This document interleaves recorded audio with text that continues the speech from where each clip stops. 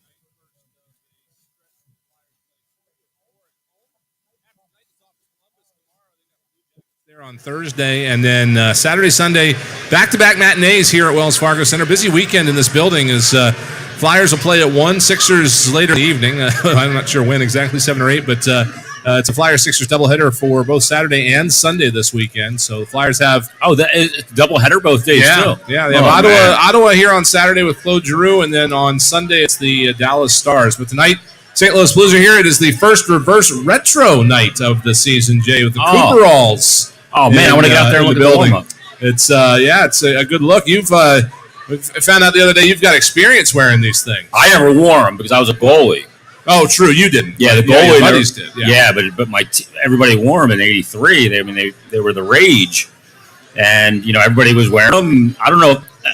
I assume in other parts of North America they were too, and once people finally realized that A, they're hotter, and B, you have no grip if you fall on the ice. And we wore the old knit socks back then. Yep. But and you didn't have to wear a garter belt to hold your socks up. So, I want to see what they look like here. I'm hoping this Arena Vision TV here is going to show us a little warm up so I can see the pants. Well, we got a little bit on Twitter here. I'm not. Oh, do we? Yeah, I'm avoiding Twitter today are you for avoiding? specific reason. Various and sundry reasons, but yeah, here's at least a screenshot of it. So they're looking pretty good. Oh, see, they look good because they got the stripe down the side. Yep, they got the stripe down the side. Which not for nothing, by the way. And, the Flyers wear in the game tonight. They'll wear black pants. Yeah, they don't wear a shell. Correct. I think this team should add a shell to their uniform with an orange and black and white stripe down it. Yeah, and a Flyer emblem patch on one of the thighs. Not a bad idea. Yeah, I think that would be a nice addition to the uni. You can register that with the appropriate folks. I just did. I don't know who this is. Nick Delorier down here, and on this picture I'm looking at on my screen, it looks like Bill Barber skating around out there. Yeah, in Billy's last year they wore him in '84. I just looked down there. It's like, hey, it's Bill Barber. No, it's not. It's Nick Delorier. They wore two different sets of Cooperall pants. One set was all black with a Flyer patch around the ankle on the right side, and then the next year they had a stripe. And these are a mixture. These have the patch on the ankle, along with the stripe. Yeah, that's the Frankenstein version of the two. And the Hartford Whalers, of course, wore them, and they had the three stripes on the side like an Adidas pair of sweatpants. So great job by all the folks at Philly Express that got these made up. It's a terrific look. We'll see it a handful more times this season. You can get the dates at PhiladelphiaFlyers.com. So, they are goofy looking, though, aren't they? A little bit. Everybody looks slower in them, too, by the way. Yeah. So, Rasmus Ristolainen back in the lineup tonight.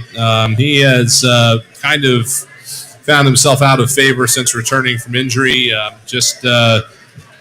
Basically John Tortorella telling the media that he needs to play better, and that's all it comes down to. It's not injury related. Not injury related. He says the injury is behind him. So he's out of the lineup the last one or two games of that road trip. I'm honestly not sure which, but he comes back in tonight. Igor Zamula will step out. And, I don't know how short a leash he's on. There's only so much the Flyers can do with him. You can't send him down or anything like that, really. You have to clear waivers. Yeah, you can put him on waivers and see what happens. That would be a very interesting day if that ever happened. Man, analytics community with good. But yeah, I don't know. What are your thoughts on what he needs to show tonight to kind of work his way back into some good graces? Well, one of the guys that is waiver exempt is Igor Zamula, who was paper transacted today down to make way for Sam Ersson because Carter Hart can't go. Correct. But I would venture to guess that Igor Zamula has not jumped in the car and driven to Allentown. That was just a paper transaction. I would lean toward that. Yeah, and Torts has mentioned he wants him here practicing with the team, the pace, that all of those things. But as far as Ristolainen goes, I think that, with a new coaching staff and a player like Risto, who missed a lot of time in camp, played just the one preseason game, and we know the aggressiveness that Torts wants his players to play with. And sometimes you can interpret that or put that into use in a way that is too much. And I think that's what Risto's done. Now, he's a big physical player and that can skate well. So sometimes Risto is over-aggressive, taking himself out of plays. And I think that's what Torts is really talking about. He needs to play within some structure. And I know that Torts has mentioned in his media availabilities and to us before the game, as a matter of fact, that working with Brad Shaw and working with Shaw, he's really going to help him to get a little bit more structure to pick your spots and to not be overboard to make the physical play or the hit. And that's the thing. Some of those habits are still Buffalo Sabre habits for Risto. And, he's got to find a way to toe that line without taking himself out of plays. And I think that's what he has not been good at for this team so far. Plus, when he's been in there, he's been asked to defend quite a bit, starting in his zone D zone. Travis Sanheim has actually been asked to do that quite a bit too.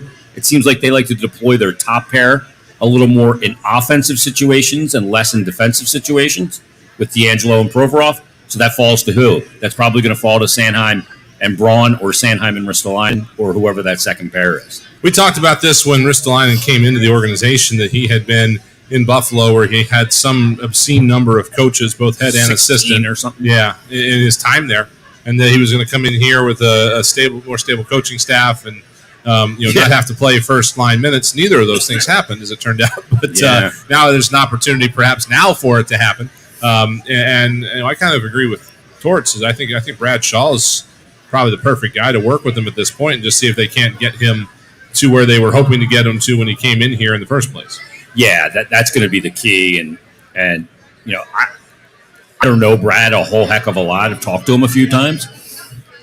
Philosophically, he's very, very dialed into his beliefs and how you got to play this game defensively, as we know Torts is as well. And it's good to have those two coaches in lockstep on the same page without there being very much gray area. So I think that it may take a little time for Risto. I kind of always equated it with Risto, Brian, when he left Buffalo. It's like a car mechanic who works on a greasy engine all day. You just don't get done your workday, rinse your hands off with a little bit of Purell or whatever, and your hands are clean. It takes some time to get all that off you. He has to get out that lava soap that they have at the mechanic place, right? Yep. At the garage. Yep. And you got to wash your hands several times. You got to get under the fingernails with the bristle. There's some sandpaper in it. Yeah. It's right. It's gritty. It's got like sandpaper. Pardon the pun, but it's going to take a little time to get, not only get all the Buffalo off of them, but get the last couple of years off them too. Yeah. Here, absolutely. Some of that was here, so we can't deny that. So Rasmus Ristolainen will get the shot tonight, and we'll see how that works out. I'll be looking out for him. Absolutely. Hope it goes well.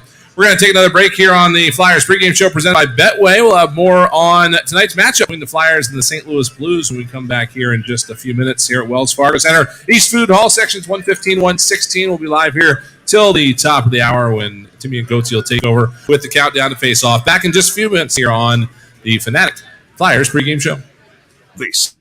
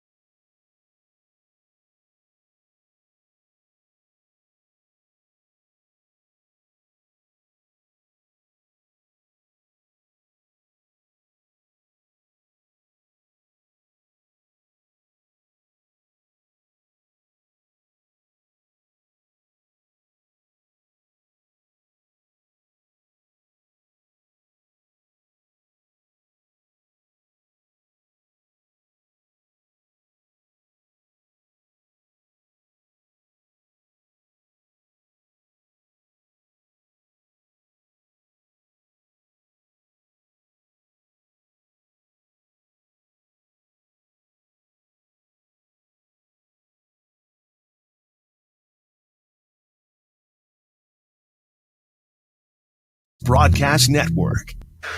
Welcome back into the Flyers pregame show presented by Betway. Flyers and the St. Louis Blues tonight here at Wells Fargo Center. And again, Jay, we were talking about this a little bit earlier, but a St. Louis team that might be a little bit dangerous right now. They are coming off back-to-back. They were in Boston last night. It was a game that it was a very close affair. Bruins got the go-ahead goal at some point in the last 10 minutes of the third period. And, just a game that they probably felt like they maybe, had control over, but, let it get away. And that's the kind of team that, even though they're tired, they come back in here on a game like tonight a little bit angry. And so, you just got to make sure that you continue to do all the little things right. And I don't think the Flyers are in a position where they would look down on the team, but, you got to make sure that they're able to jump in there and take advantage of this situation. Well, yeah, I mean, this is the perfect scenario for the player. We're riding a losing streak. We lost last night to continue it. Let's get right back on it right away here. That's what you want as a player. The coaching staff's going, we need some practice time. Right. We got to slow things down, but that's not the situation.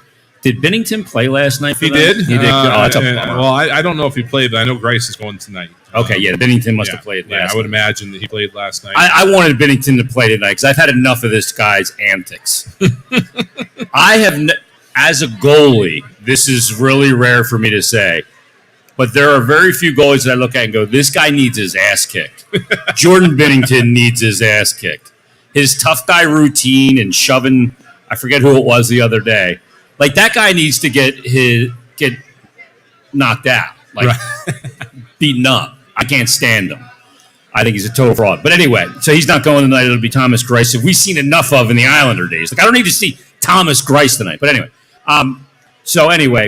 you look at this St. Louis team, and I thought this was really interesting because I look at the points percentage. It's hard to tell teams apart and go, well, this team's better than that team because they have more points, blah, blah, blah. Right. So you got to look at points percentage, right? Yep. And when you look at points percentage in the NHL right now, the next two Flyer opponents, St. Louis tonight with a whopping .300 points percentage, and Columbus with a .250 points percentage, are number 31 and 32 of 32 teams in the National Hockey League, right?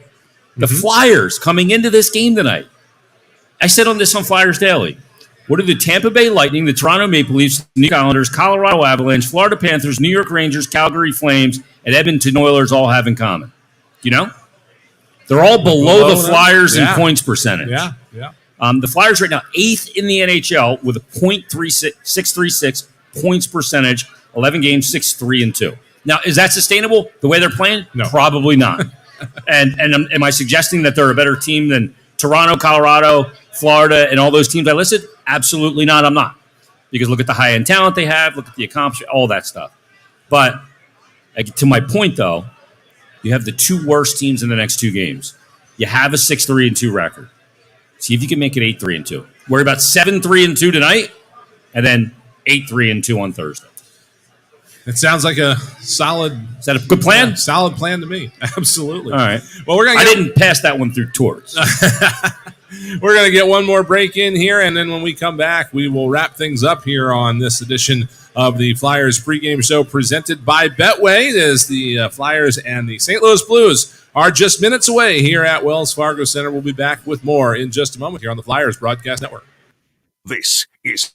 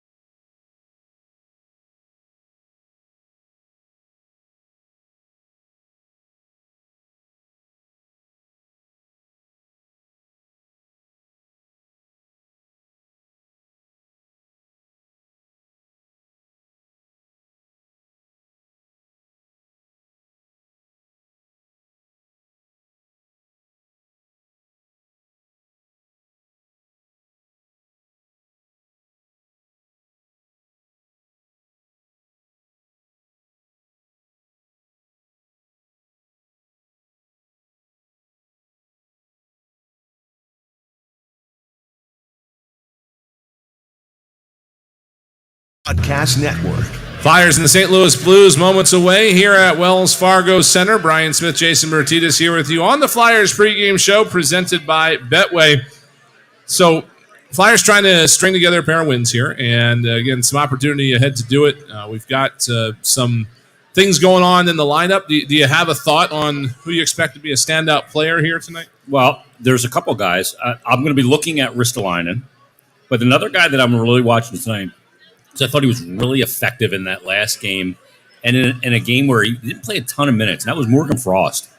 Bro, we do not think of Morgan Frost as a fourth line, like checking. Nope. He's not your traditional fourth line player, but he played on that line. Torch said before the game tonight, he thought that was their best line in that game. And, they get to go ahead, and second goal of the game, the Zach McEwen goal, and I think every guy on the shift had hand in that goal being scored. And I thought that, you go Frost, well, you got to play with skilled players. You got to do, blah, blah. You got to play with guys that can think the game like him and are skilled as him, and maybe that you don't. Maybe that's wrong. I don't know. Mm-hmm. Maybe that was the game the other night was an outlier. I don't know. But I thought he was good in the game because I liked the way he responded from the healthy scratch in his hometown where his dad was in the building. And I liked the way that he played in that game against Ottawa to get to bounce back and get back in the lineup. So I think he can start building now.